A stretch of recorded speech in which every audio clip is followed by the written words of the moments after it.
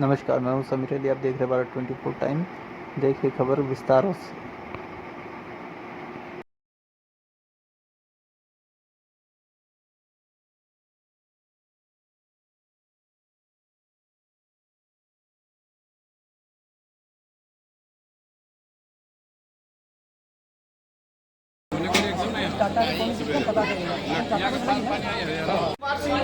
प्रधानाध्यापक प्राथमिक विद्यालय मुड़ादेव विकास खंड काशी मठ साहब, आज किस प्रकार का ये कार्यक्रम का आयोजन किया जा रहा है और कहाँ किया जा रहा है? देखिए, सराय डगरी भगवतीपुर गंगानगर कॉलोनी में हमारे पूज्य गुरुदेव आदरणीय प्रवीण पांडे जी हैं।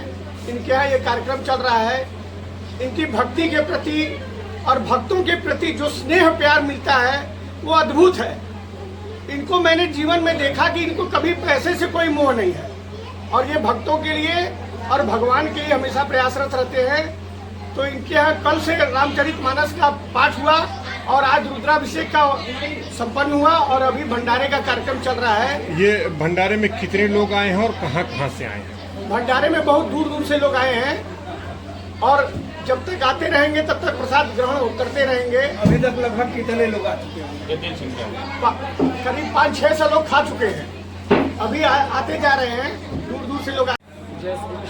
इस प्रकार का कार्यक्रम का आयोजन किया जा रहा है जी, आज मेरे आज मंदिर का जो कल स्थापना दिवस था, इसी के उपलक्ष्य में काशी में मेरा निवास है। कहते हैं कि काशी के कण कण में भोले बाबा का स्थान है और उस सब से जुड़ा हूँ, बैठना हूँ।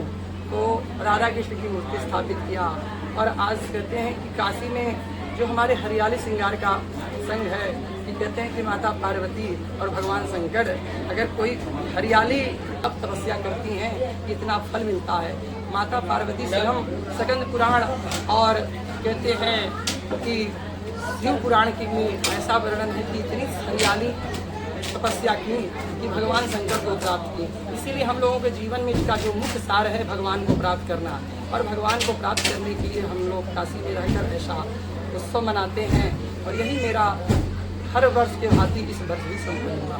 ये कार्यक्रम संपन्न कर रहे हैं जी, आज 2 दिवसीय का कार्यक्रम मेरा होता है। तो 2 दिवसीय कार्यक्रम में कल जैसे हमारे सनातन धर्म में कहते हैं कि राम भगवान आज ही सावन के महीने में राम का भी बड़ा अद्भुत प्रसंग है, जिसको सनातनों में हमको हमारे जुड़ा गया है भगवान भोलेनाथ और भगवान शंकर से। कहते हैं कि काशी में भोलेनाथ इसीलिए निवास किए हैं कि स्कंद पुराण में वर्णन आता है कि जो व्यक्ति मृत्यु के कगार पे जाता है उसके कान में जाकर भगवान राम राम कहते हैं।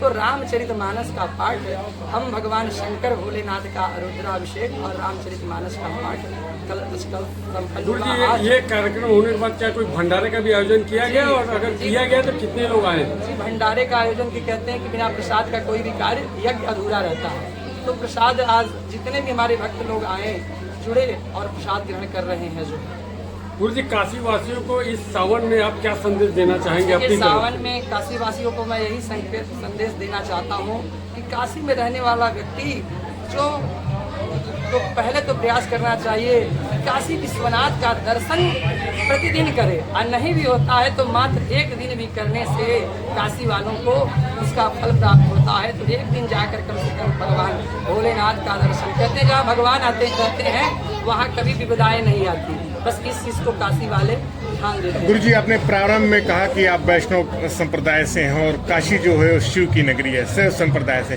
तो वैष्णव संप्रदाय को और शिव संप्रदाय के बीच आप जो स्थापित कर रहे हैं उसको कैसे करते हैं? जी, स्थापित करते हैं कि हमारे जो भोलेनाथ हैं हमारे कन्हैया के बड़े आराध्य हैं, और आराध्य अगर कोई होता है तो अपने भक्तों को हृदय में, और उनके आराध्य हैं भोलेनाथ, उनके आराध्य हैं, और भगवान हमारे कन्हैया उनके आराध्य हैं।